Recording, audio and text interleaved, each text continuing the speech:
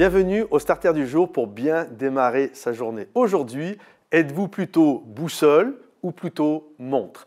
Il y a cette réalité bien souvent, surtout dans notre ère moderne où nous sommes très à regarder à la tâche et à la montre. Et on aime bien avoir notre to-do list, c'est-à-dire toute la petite liste de ce que nous devons faire aujourd'hui. Et c'est toujours gratifiant à la fin de la journée d'avoir fait tout ce que nous devions faire. Le problème avec cette notion de montre et de to-do list, c'est que bien souvent, nous courons du début de la journée, de 7 h du matin jusqu'à 19 h, 20 h si ce n'est pas plus tard, et on n'a pas vraiment l'impression d'avancer. Vous savez, c'est un peu comme quand vous allez courir sur un tapis de course. Il y a deux manières de courir. Il y a soit je cours dans la nature ou soit je cours sur un tapis de course. Et la réalité, tu peux courir pendant 1 heure sur un tapis de course avec une pente élevée, avec vraiment un ratio extrêmement rapide. Mais la réalité, au bout d'1 heure, tu n'as pas avancé d'1 mètre. Tu as couru, tu t'es épuisé, tu t'es fatigué, tu transpires, mais la réalité est que tu n'as pas fait 1 mètre. Et bien souvent, lorsque nous courons après notre montre, c'est ce qui nous arrive. Nous courons, nous courons, nous courons, et à la fin de la journée, on ne comprend pas pourquoi on n'avance pas.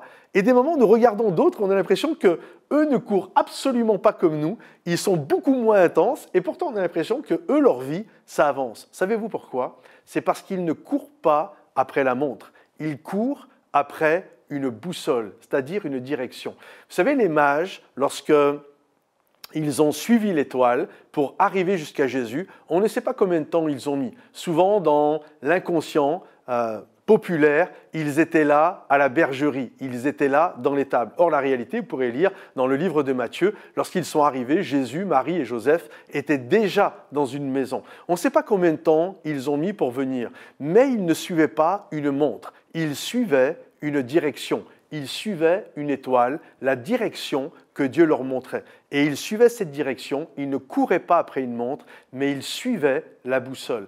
Et ils sont arrivés à bon port. Et j'aimerais vraiment vous encourager aujourd'hui, mes amis, à suivre la direction que Dieu vous a donnée. Ça ne sert à rien de passer votre temps à courir sans que ça vous amène dans la bonne direction. En fait, certains, je suis persuadé, il y en a même, vous riez, vous êtes comme sur un tapis roulant. Vous courez comme des dingues, mais à la fin, vous n'avancez jamais.